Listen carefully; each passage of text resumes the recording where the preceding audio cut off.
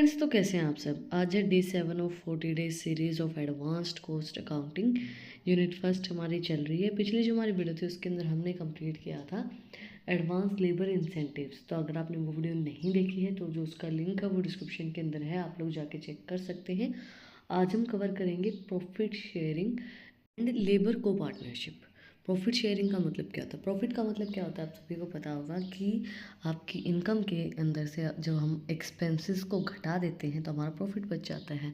अब profit sharing का मतलब क्या होता है? Profit sharing is a type of pre tax contribution plan for employees that gives worker a certain amount of companies profit. The profit sharing payment depends on the देखो, profit sharing जो है वो pre tax contribution होता है। मतलब कि एक plan होता है जिसके अंदर वर्कर को जो कंपनी ने प्रॉफिट कमाया उसका कुछ हिस्सा उस प्रॉफिट के अंदर से मिलता है। मतलब जैसे वर्कर ने भी तो मेहनत की है उस काम के अंदर, कोई बड़ा प्रोजेक्ट चल रहा है, कोई बड़ा काम चल रहा है, उसके अंदर आपको बहुत ज़्यादा प्रॉफिट हुआ है तो उसके अंदर से कुछ जो हिस्सा है वो वर्कर्स को मिलता है। तो प्रॉफिट शेयरिंग पेमेंट जो है वो डिपेंड किस चीज़ के ऊपर करती है? Business profitability, employees regular wages and bonus and amount set by the business. Business के अंदर कितना प्रॉफिट हुआ है उसके ऊपर डिपेंड करती है। बिजनेस जो एम्प्लॉयज़ की रेगुलर वेजेस हैं, बोनस है, उनके ऊपर डिपेंड करती है। और या फिर अमाउंट कोई बिजनेस ने सेट की है, अगर हमें कंपनी के अंदर अगर हम ये काम कर रहे हैं उसके अंदर हमें इतना प्रॉफिट हुआ है तो इतना जो है हमने अमाउंट सेट कर दी जो एम्प्लॉयज़ को मिलेगी। Profit sharing plan, employee receive an amount based on company's earning over a specific period of time. Example, a year. Generally, an employee receive a percentage of dollar amount of business's profit either in a cash or a company stock. Many business offer profit sharing as a retirement benefit for employees. देखो, कुछ business ऐसे होते हैं कि जैसे उनकी salary में से भी कई बार चीज़ें कटती रहती हैं, या फिर जो प्रॉफिट आपको हो रहा है तो वो एम्प्लॉयज़ को आप रिटायरमेंट बेनिफिट के तौर पे दे पाओ, उसके लिए बचा के रखते हैं उस प्रॉफिट को। मतलब पहले आपको कुछ भी नहीं देंगे, पहले जो आपको सैलरी मिल रही है वही मिलती रहेगी और रिटायरमेंट के टाइम में आपको थोड़ी सी ज़्यादा अमाउंट पेमेंट की मिल जाएगी। इस तरीके से करते हैं।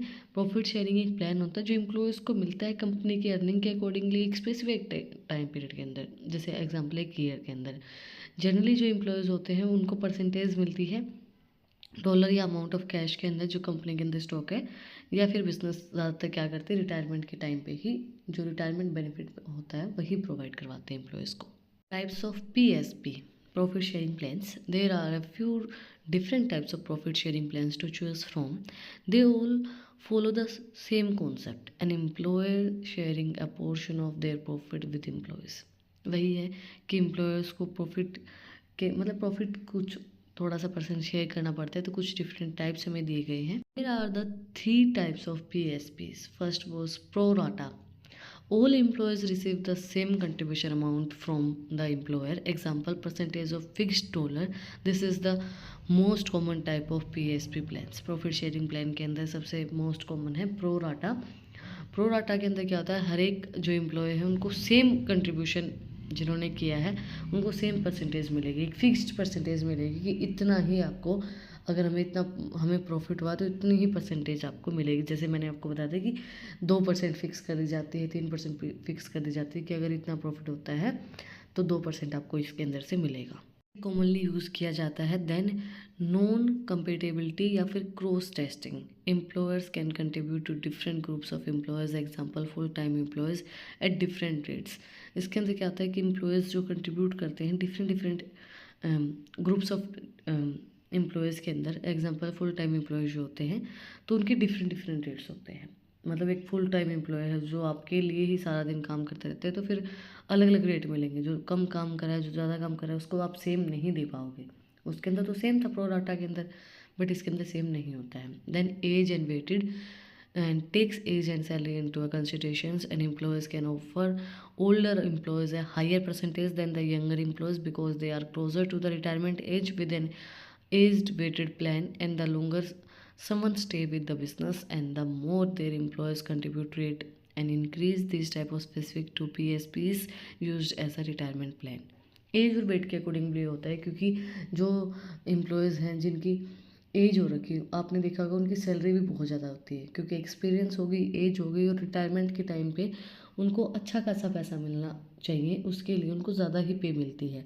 लेकिन जो यंगर है उनको कम पे मिलती है, क्योंकि उनका रिटायरमेंट टाइम नहीं है, उनको पे इनफ रहती है, तो उनको इतना ज़्यादा बेनिफिट नहीं मिलता है। उनको भी एक एज के बाद रिटायरमेंट के टाइम पे ही बेनिफिट मिलता है। Requirements for PSPs profit sharing plans की रिक्वायरमेंट क्यों है? सबसे इंपॉर्टेंट चीज़ तो है रिटायरमेंट टाइम पे बेनिफिट मिले भाई उन लोगों को। क्योंकि अगर कोई इंसान अपनी पूरी लाइफ किसी कंपनी को दे रहा है, 60 साल तक वहाँ पे काम किया है, तो एटलीस्ट उसको ये तो हो कि भई अगर वो 10-20 साल और जिएगा तो उसको उसके पास इतने पैसे होंगे वो आराम से जी पाए, तो रिटायरमेंट बेनिफिट्स उसको मिले। तो इसलिए पीएसपीज प्लान बहुत ज़्यादा जरूरी है। और क्यों रिक्वायरमेंट है? Business of any size can create a profit sharing plan. If you use your PSPs as a retirement benefit, you can also take advantages of other retirement plan types.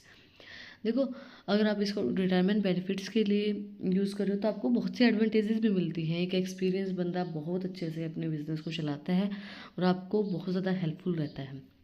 Requirement क्यों रहेंगी PSPs की? A business must also follow a predefined profit allocation formula for deciding how much employees receive in profit and which employees are eligible।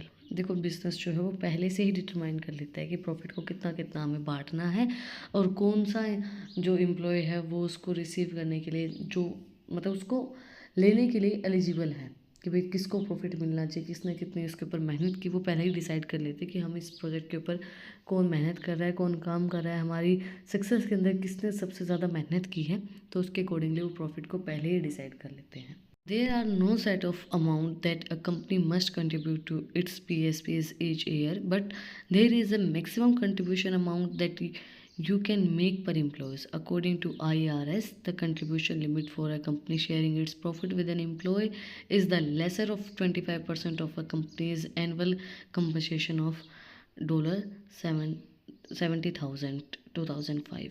देखो, एक amount set कर दी जाती है PSP इसकी भी, कितना कंट्रीब्यूशन है उसके अकॉर्डिंगली प्रॉफिट इतना शेयर किया जाएगा। According to IRS, contribute limit जो है कंपनी शेयरिंग प्रॉफिट की, वो एम्प्लॉयज़ की कमी होती है 25% से, और एम्प्लॉयज़ एनुअल कंपनसेशन जो होता है वो $70,000 के आसपास होता है 2025 के अकॉर्डिंगली। अब हम बात करते हैं लेबर को पार्टनरशिप, एम्प्लॉयज़ रिप्रेजेंटेशन। लेबर को partnership typically involves employees having a voice in company decision making through elected representative, worker counselling और अदर स्ट्रक्चर्स।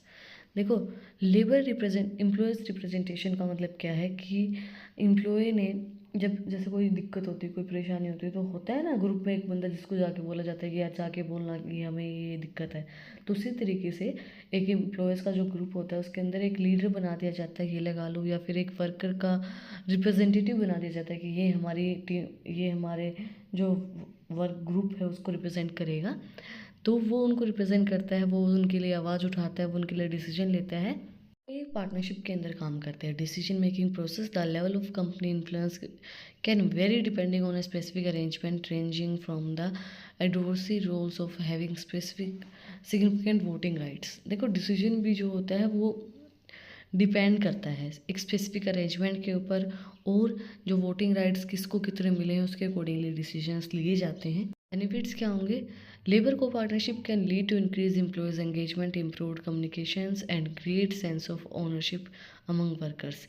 लेबर जब मतलब को पार्टनरशिप रखते हैं तो क्या होगा कि उनका एंगेजमेंट बढ़ेगा, आपके साथ उनकी पार्टनरशिप है, वो साथ मिल के काम कर रहे हैं, तो कम्युनिकेशन बढ़ेगी, एंगेजमेंट बढ़ेगा, ज़्यादा अच्छे से काम करेंगे। चैलेंज क्या फेस करना पड़ता है? इम्प्लीमेंट लेबर को partnership effectively required carefully planning and clear communication to ensure that all stakeholders understand their role and responsibilities। देखो, चैलेंज सबसे बड़ा ये है कि जो लेबर्स हैं और जो शेक होल्डर्स हैं उनको सबको ये पता होना चाहिए कि ये जो हैं ये ये इनका क्या रोल है, क्या इनकी रिस्पॉन्सिबिलिटीज़ हैं, ये किस तरीके से हमारे पार्टनर हैं। क्लियर कम्युनिकेशन होनी चाहिए, कोई भी डाउट उसके अंदर नहीं होना चाहिए कि किस मतलब वो इंश्योर रहें कि भाई ये लेबर ही हैं, हमारे साथ पार्टनर सिर्फ हमारे काम के लिए हैं। मतलब हम उनको इतना एंगेज रखें अपने काम के अंदर कि हाँ, अगर हमें इतना इसमें से प्रॉफिट हो रहा है तो कुछ आपको मिलेगा।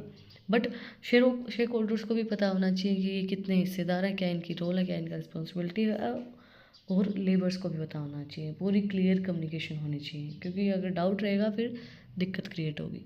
Profit sharing and labor co-partnership can be complex and require carefully consideration. It's essential to tailor these systems to the specific needs and circumstances of a company.